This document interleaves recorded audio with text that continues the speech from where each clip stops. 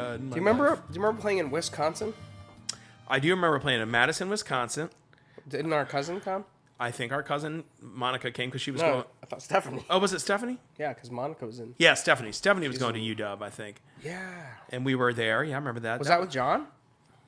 Or Bobby? I think it was with Bobby. Because we did these little runs back in the day where we would go up to like Michigan. We used to go up to Saginaw, Michigan. Of all Yeah, places. Saginaw. We even played like Oh, Ann the Banana Arbor. Convention. We played in like, there was some bar in like near Western Michigan or Eastern Michigan that we played at. There's been a lot of weird, we played at some weird places in Saginaw.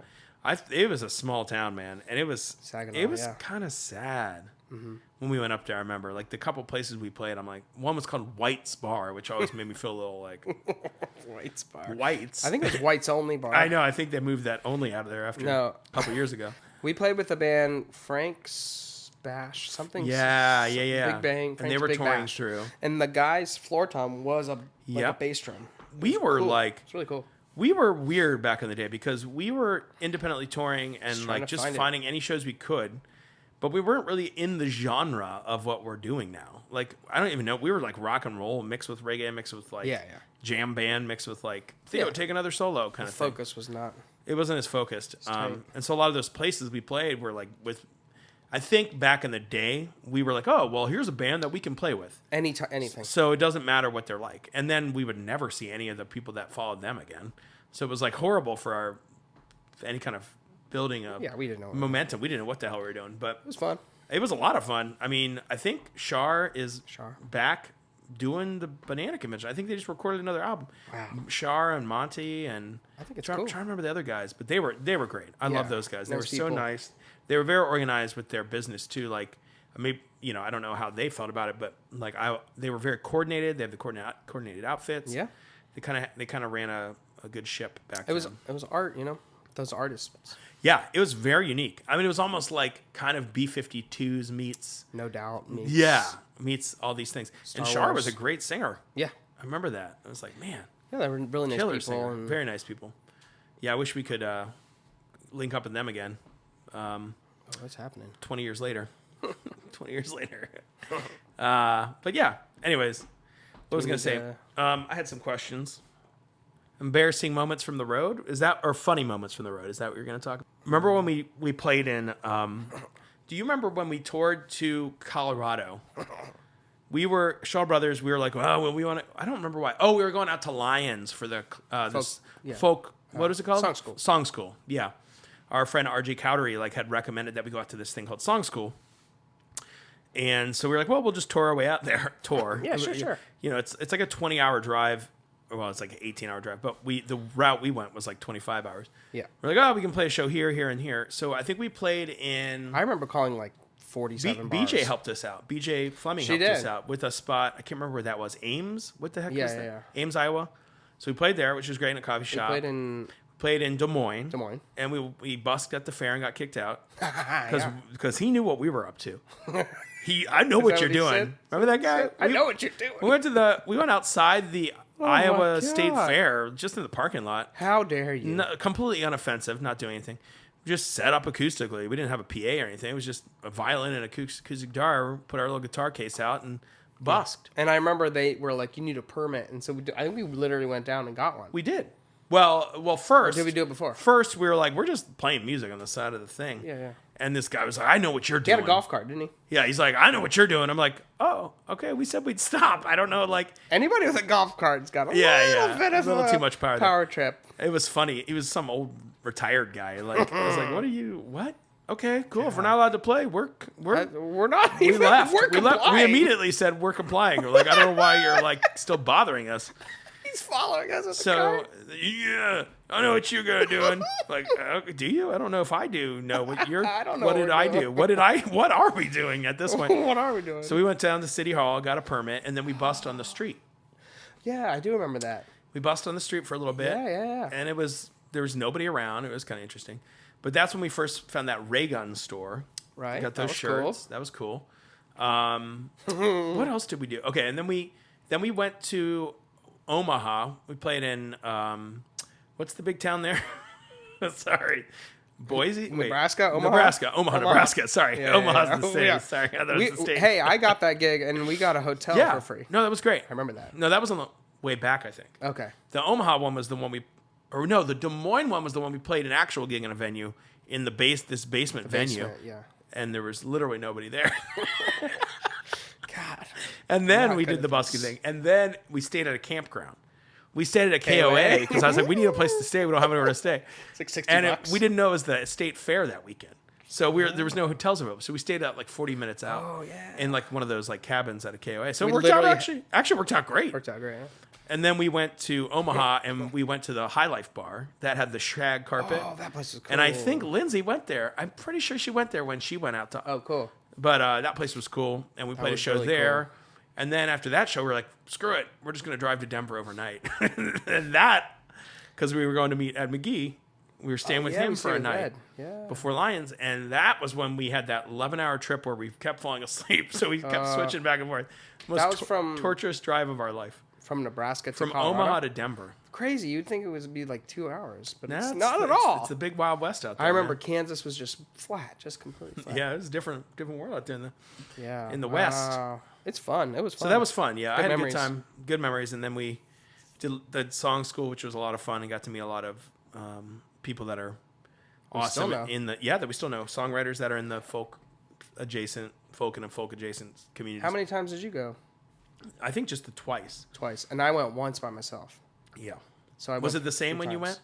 Like same vibe, or Oh, same, yeah. were you felt like you had grown further at that Oh, point? I had definitely Yeah, gone yeah, for it yeah. further. I think I had like 2 songs when we went the first time. But people were like, yeah, they're like, oh, you're so, it felt very like, I was just curious. Yeah, I imagine it was great. I mean, it's very, I feel like you feel good. You feel a little good. You get a little boost. You do, yeah. Because people are, Well, a lot of it's local. that community is like a rich It's a nice community. community of people, not rich, wealthy. It's a beautiful community of people that are like Yeah. really in to the folk music and writing songs, and Yeah. also I think being together. Yeah. That's like kind of a lot of those people's vacation. And I think sometimes which is awesome. it becomes like hobbyists people.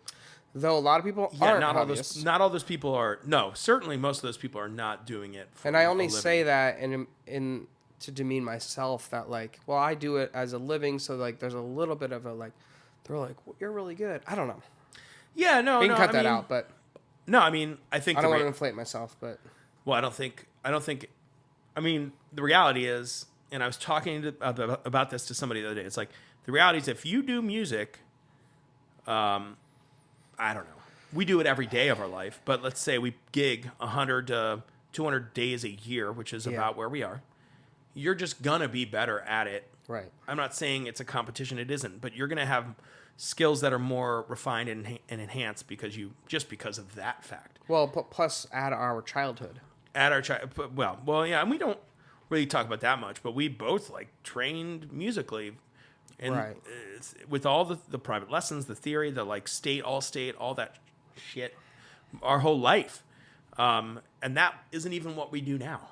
Right. And Like musicals. like somebody and- that was like all state everything at trumpet, orchestra, jazz, band, top level. There was never anybody that was better than me, and I mean, I was basically. section leader. But I'm saying Of like, every group. somebody like that. But yeah. Now as an adult, like I don't even do that. Right. It's. I'm not trying. That's not a brag or anything like that. What I'm trying to say is that we're You're talking. going to be decent at it. Well, we were talking about the take me down Ohio. I mean, that leaves a big hole in yourself. I think about that every day. Yeah. I thought about that every day for at least 15 years after that. Like, there's something missing in myself. Yeah. I don't know, but whatever. I mean, because there's an emotional aspect to it. You spend all this time with your instrument, and you're like, you kind of feel like, what did I do that for? It's like Right. a guy making it to the NBA draft. He's going to get picked number 1, and he's like, screw it. Yeah. I'm not going to do this. I mean, if you played trumpet, it'd be different, which you have Yeah. picked it up a little bit. It's not like that big of a deal, but it does definitely impact you when you're doing music for a living. Yeah, I mean, for me, it's all little building steps to where I am now. So Oh no, but I you don't were think of it like incredibly that. talented when you were a kid, though. I think your gift was unfortunately, like being a violinist, for instance. Like that entire world is built around orchestra, which is built around a system that has been, I mean, and within that system, there are theories like the Suzuki method versus the, all these other things. Orchestra generally. My point is, like in orchestra, you got these different methods, like the Suzuki method, and there's a lot of different theories and stuff. But that whole, I mean, and I'll just say it because I was never, I played in orchestras as a trumpet player, but I was never really doing strings other than for a little bit. But there's a conformity in that is of course. does not lend itself as much to creativity. In other words, No. once you've learned, so here's the difference between violin and trumpet for me.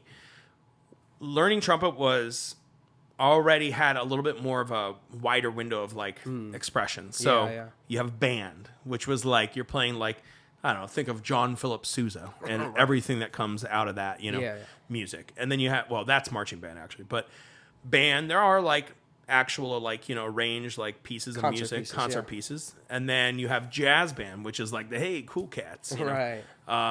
And you're getting more expressive, you're improvising, you're doing those things. And then you have orchestra, which is more conformed. So you have the whole, you have the whole spectrum, but though between those things, there was places that you could express yourself. Certainly in jazz and things like that. But in like orchestra, they don't have jazz orchestra. Right, and actually someone just told me the other day. They should. Yeah, somebody told me the other day, oh, my son plays violin, but they wouldn't let him play in jazz band, so like he plays trumpet now. I'm like, see, our dad. That's a problem. Our dad came into the school and said, no, Chris can play in the jazz band, and then I did. Good. Drums or violin? I played violin. Oh, I didn't even know that. Yeah. He wrote a piece for the jazz band.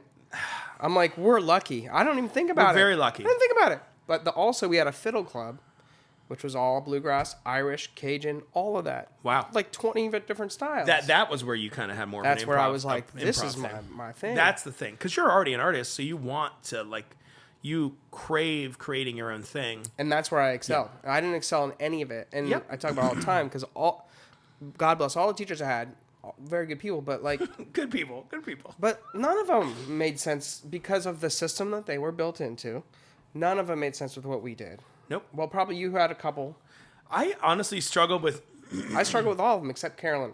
I struggle with a lot of my teachers. I like Ben Huntoon a lot because we were just like, we were doing more improv and stuff, which I needed to be around that a little bit more. But the fact is we were, and not... we were very self-taught. We were very self-motivated. But also, there's a level you reach where you're actually better than the teachers. Yeah, that happened. Because they're not doing what we're doing. We just came from our dad, who was never about competition. It was about inclusivity and about getting people to be able to express themselves. And that's what we wanted. And anytime we went up against a teacher that we felt like, okay, they are not...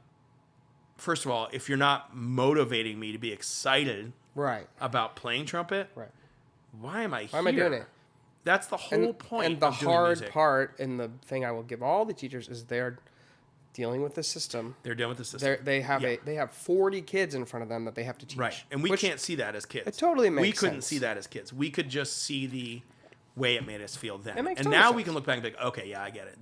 They're trying to make their own ends meet like we are now. Right. Totally.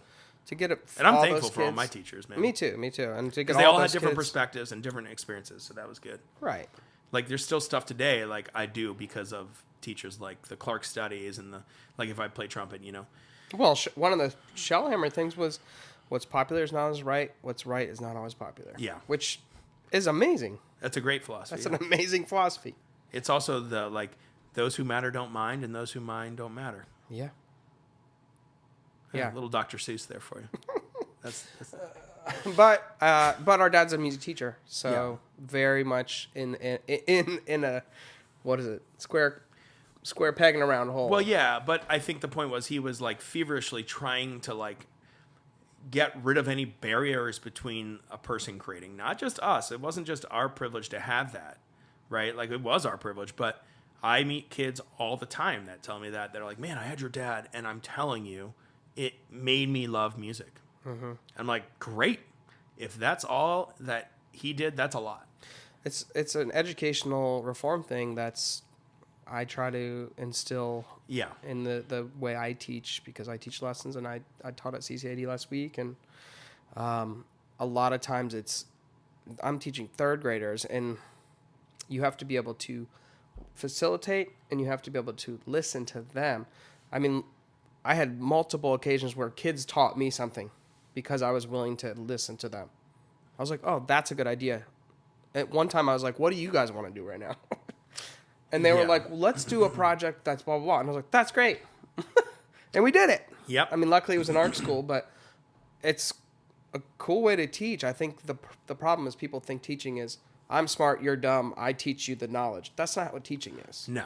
Well, yeah, there's much more to teaching. You have to motivate, and you have to understand your students. Inspire. You have to inspire. Empower. You have to empower. Yep. There's a lot of things. I agree. Yeah, I don't know. I think it's just, you're right. I mean, the thing is, these teachers that we had when we were kids, like, they were just doing their best, and like, I still think about it because at the time there were definitely times where I'm like, this, and I don't want to be around this, and I don't want to do that. Yeah. But then in retrospectively, I'm like, oh, okay, I get it. They weren't always great at teaching a kid in the way they need to learn. Yeah. But they were trying to teach something that they had experienced that they know they need to pass on to me. Right. And those aren't always like going to meet up. And music is like a list of like technique and skill. It is. It's very there's a list. What's the word? Angular, or maybe not that, but it's very engineering. It's like, here's this thing you need. Here's this thing. After we put all these things together, you have the machine. Yeah, I mean, it's going to work. Trumpet is a machine. It is. You have to do. It is. You have to, just to get sound. You have to do a lot of technique. Well, I think like the stupid stuff I hated when I was a kid, like the breathing apparatus I used to have. I remember that. There was like this. Killing it now. There was like this. Yeah, there was like this breathing thing that my trumpet teacher gave me that was for like people that had emphysema or whatever, to try to get their lung capacities up. And at the time, I was like, this is so stupid. But now I'm like, oh yeah, that taught me how to breathe through my diaphragm. And now you're like, yeah. Well, no, I mean, singing, it works great. It's like, I know how to breathe properly. Yep. And I run the open mic at Lido's, and there's times where I'm like, okay, I wish I could teach this person some like techniques that I've learned. Yeah. But I could never teach vocals because I really don't know what I'm doing. But yeah, I could teach you how to sing through the vision of a trumpet player. Yeah. Does that apply in any way? But anyways. Yeah, well, let's move on from that subject because I don't want to criticize any of my old teachers. I really am not trying to. Didn't you? Well, actually, hold on. We both have a float story. So who wants to go first? Oh, I have a float story. Okay. This is like a parade float in the Gehenna. It was at the Gehenna parade. You played at the Gehenna parade, and there's a winter holiday. Person. There's a winter holiday parade, and I think you got hired to play music. I sure did. I don't know why. Thank you, Zach. It was very nice of you. I don't know any holiday songs, just so you know. Because the point is that I don't want to do them. Yeah. So if I don't learn them, I don't have to do them. That's because I can't. I literally can't. But when the call came, I did learn like 4. You answered it. But let me tell you this: to my credit, they put me on this float in the Gehenna parade, the holiday parade, and I played my one little song. And then I was like, well, this is a long parade. I got to play something else. But the point is, it's a parade. You can keep playing the same song over and over because there's every 30 seconds you got a new crowd. It was so cold, I couldn't feel my fingers. So I was up against that, trying to sing on a... The bad part was I didn't know there was going to be... I didn't know it was going to be on a float with like 20 people. Oh, yeah. So then I had to like make up some stuff. I was like, oh no, Santa's going on the trip today. And these people, I'm sure, were like, what is this? What are these songs? I don't know. This is a German song. You don't know about it. The old German one. I translated it. How dare you? This is my heritage. Yeah, this is my culture. I'm an original Christmas Santa song singer. Santa you didn't know that? Goes on the spaceship. I'm specifically a songwriter of Santa songs. You didn't know that? That's funny. That was horrible. Oh, the funny part is that you don't know any like songs that everyone knows, like Jingle Bells. It's not that I don't know how to sing them. It's just that I don't know how to play them. You don't know the words either. I don't know the words. They're just, I don't even know them. Bells, sing it, sing it. Yeah. You in the front row, sing it. It's like, everybody's everybody's different. They learn music differently or hear it differently, but you don't hear it in the words. No, I don't. It's not even that. I've erased, I've cleansed my brain from knowing those songs because Trauma. I have an obsessive compulsive brain. So if I hear it, it will never leave my head. I don't want that. So. Okay, so my float story Hey, I was like... The Gahanna parades, man. They're keeping us alive back in the day. I don't know. This was an Upper Arlington parade. Oh. Yeah. Oh, excusez-moi. I remember I yeah. marched in that one year. I don't know why. So our dad used to play these big band gigs with this guy. What was his name? Larry Miller? Are you talking about Larry Schaefer? Larry Schaefer. Because I used to gig with him, too, when I was in high school. Yes, and I did a couple. He's passed. He's sad, passed, yeah. We love that guy.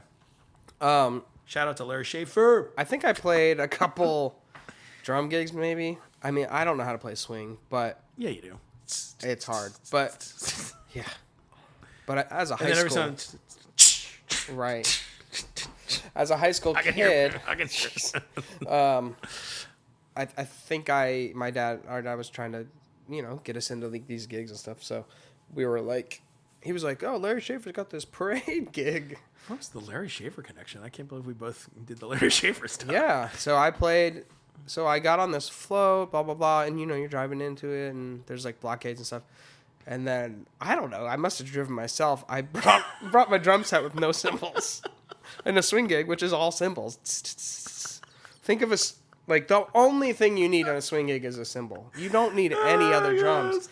Maybe a bass drum. Oh, God. Boom, boom, boom. Nobody's going to hear the bass drum from the audience. It's all cymbals. So I played every song on the top. Which isn't that crazy. Light bow. No, sing, sing, sing. That's a swing song. Sing, sing, sing. Every song was just that. I bet they were like, looking at you the whole time like, ah. Yeah. So I forgot my cymbals, and there was like no way to get them. I probably called my dad, but there's no cell phones. Yeah.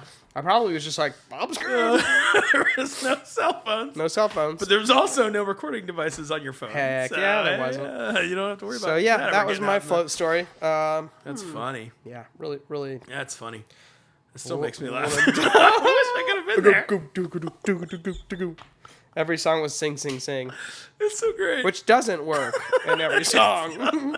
Like, take the A train. It's like the rim or something. The rim or something. I don't know. It's bad. Well, you didn't have a hi-hat either. That's the worst part. I know. No cymbals. Without a hi-hat. What am I doing? doing? You have a hi-hat, you're good. Yeah, you get the 2 and 4, and you can... Nope, yeah. You got nothing. Just a rim. Wow. Is that a tap dancer? Click. You need to get a drum set that everything's like automatically attached, so you can't... I know. Yeah. Oh, that's great. That's funny. I wanted to end this podcast with a prayer. Whether this is part 1 or part 2 of the podcast we're going to release. But I thought we should talk about, because I think this is something that we don't talk enough about, other local artists that inspire us.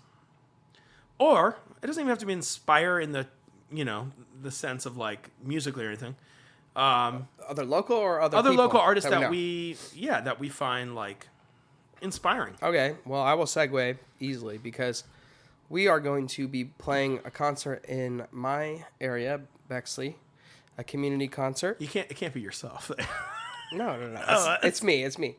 And speaking back to song school, I met a woman named Anna. She goes by AC Sapphire. Yep.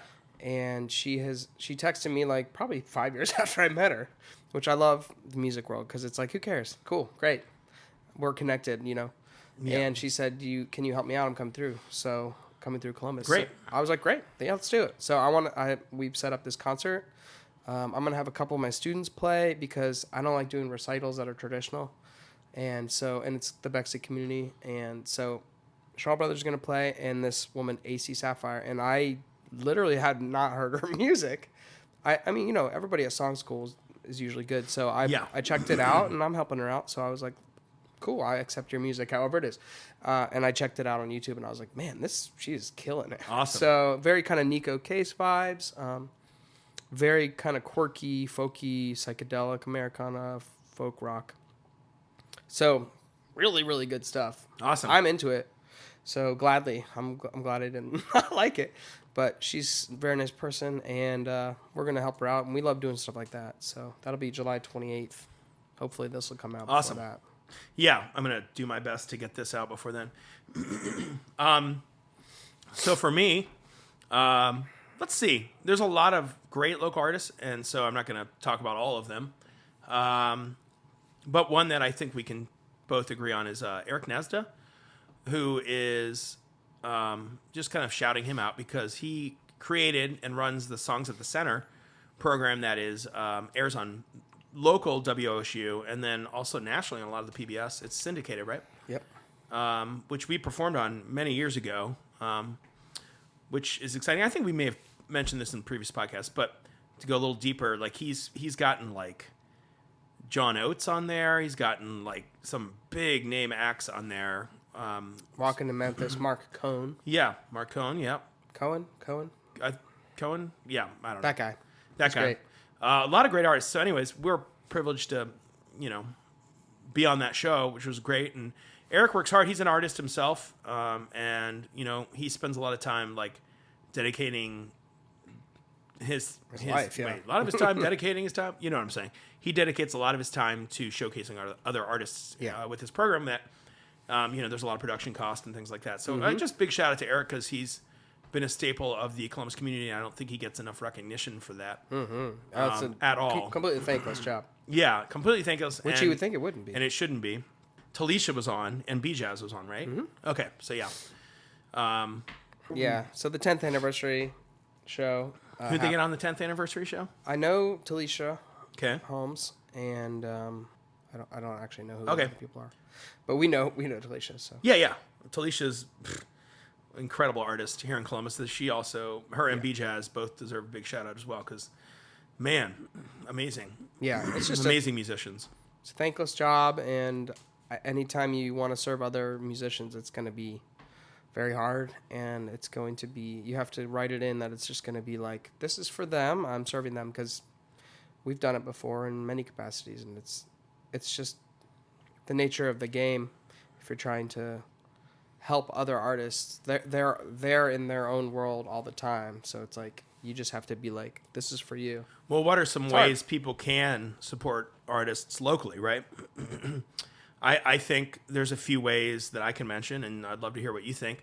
I think we need more people at shows, whether they be ticketed shows, public shows where you can just show up. If we're playing at Brewdog or Chris is playing at the North Market, or I don't know. We don't know if you play the Dublin Farmers Market. Any of that. Like, show up, support, say hi, throw a tip in if you want. But more generally, like, just come and watch and appreciate. Try to make that an active part, a part of your life if you can. Some other ways, contributing to people's Patreon, buying people's records, merch, literally telling the establishments that you already are regulars at, if it's a restaurant or a bar or a coffee shop or a green space that looks like it would be good for music, tell them, hey, you should book music, local music here. I know people that would love to play here. Because I think one of the biggest things that I'm really into is like creating the opportunity and creating new spaces to play rather than kind of saying, well, this is where you play. This is where you go. We've done that. It doesn't really, it's fine. But I'm thinking right now there's a need for more places for art to exist. And we're evolving in the way in which I just think people are more, they're ready for it. They want more creativity, more art. I don't know. That's my opinion. I don't know if that's true or not.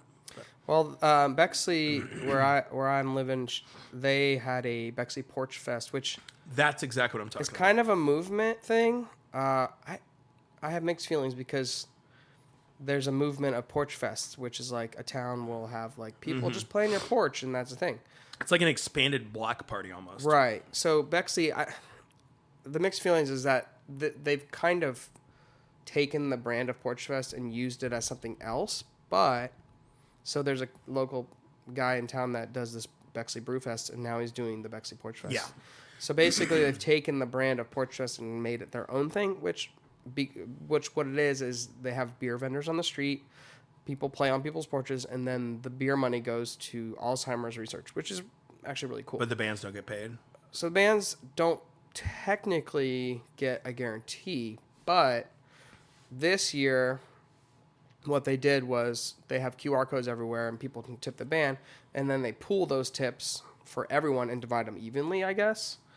it's actually, they didn't really tell us how they did it, but that's what I heard. And so it ended up being pretty good this year. And so I think that's kind of cool, the creative way. And then they can tip you by yourself. You know, you can have your own QR codes. And also the hosts that hosts you on their porch will also, they're like heavily encouraged to tip, to pay you. So it ends up being, they pay you pretty decent, especially for like an hour. That's cool. It's cool. It ended up being really cool. There's cool. Creative ways to do it. There's creative ways to do it. That is one of them. I thought it was cool. I think that's a great idea. Yeah. And people just, and it was so, like, you know, the streets are shut down. It's very simple. And it's community. Well, that's what Mark Subel's been doing for years. He's been putting that Jazz Coalition thing on, right?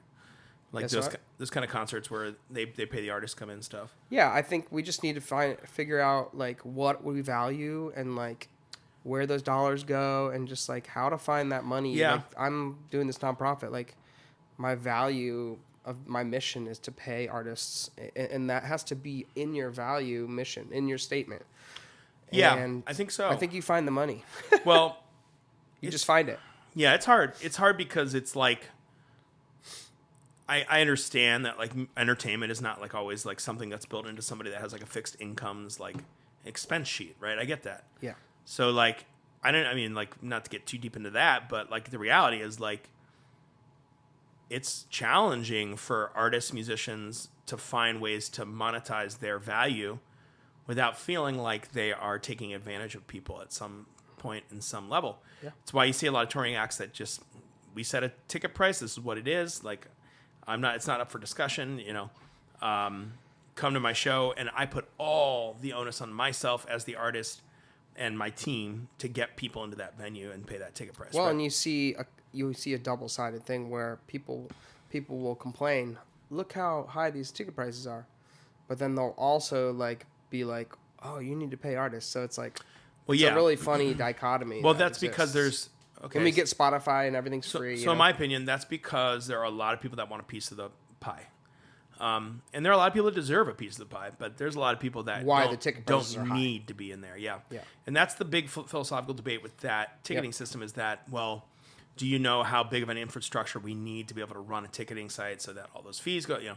Yeah. And then people have been fighting back against that for years. I don't have an answer for that because I'm not on that level of an artist, and I don't, you know, like we've said in the past, most of the people that were coming to our shows we know or know adjacently or are in our community, and you know, so I can literally sell them a ticket individually half the time. Right. But we run into the fee thing. We run into the fee thing sometimes too, and we have. And I'm not a big fan of the fees. I don't know.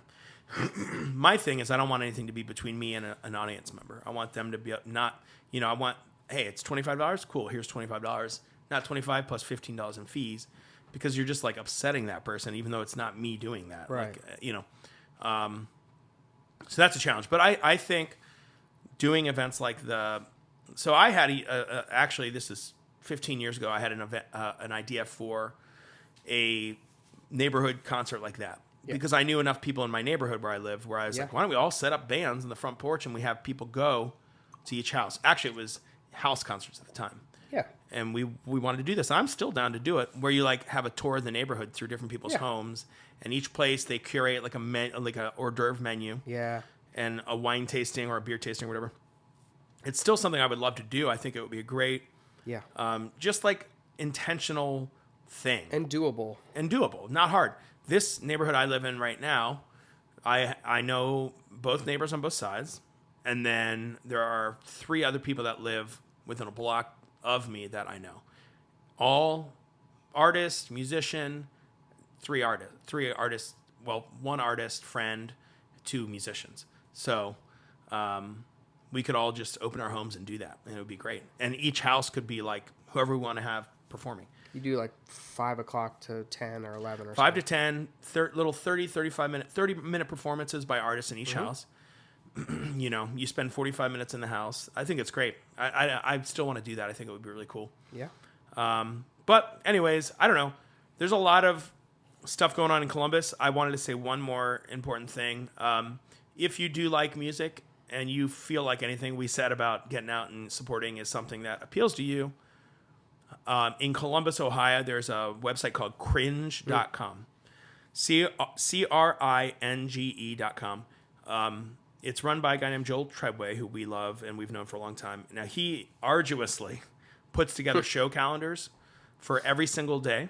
All the website is literally just the calendar of the day. Mm-hmm. Here's where art is happening today, music, and that's it. And it's great because there's no way to find show listings that is as concise as that. Yeah. It used to be the Columbus Live, which doesn't exist anymore. And right. So, and before that, other things, which I won't even mention. But, yeah. So yeah, go support Cringe. Check out their website. Go find a show. I think the biggest thing you could do is go to an artist and put money in their hands. Yeah. It's very simple. You can tip them $20.